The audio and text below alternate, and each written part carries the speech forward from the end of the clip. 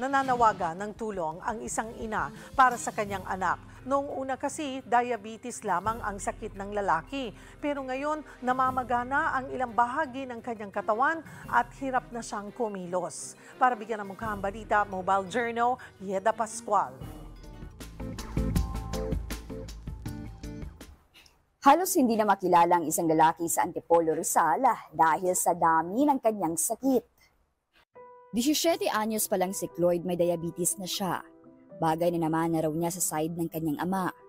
Aminado si Nanay Chinky, minsan hindi nakakapagpa-check up at insulin ng anak. Para po sa akin, kailangan i-admit na po siya eh. Kasi hindi na iba na yung kulay ng anak ko, nangingitim na yung mukha niya. Tsaka yung labi niya. Tapos ang laki ng hita niya, sobrang manas. Tapos yung bayag niya, sobrang laki. Hirap na hirap talaga yung anak ko. Ngayong Disyembre, lumala pa ang kalagayan ni Cloyd, pero hindi pa rin daw maisagawa ang pagsusuri para sana malaman kung may mas matindi na bang nagpapahirap sa kanya.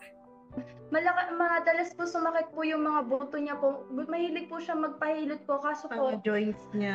pinagsabihan po yung mother ko kagabi na wag po hilutin kasi po pwede daw pong ma-infect yung mga sugat ng kuya ko. Si Micaela araw-araw na nagbabahay-bahay para mamalimos ng tulong. Nanawagan na rin siya online para kahit papano makabili ng gamot para sa kanyang kuya. Si Chinky naman napilitang huminto sa pagkatrabaho bilang kasambahay para maalagaan ang anak. Kasi namatayan na ako ng isang anak. Namamatay lang 2022, ate niya. Ayun po, gusto ko isalba yung anak ko, ang buhay ng anak ko.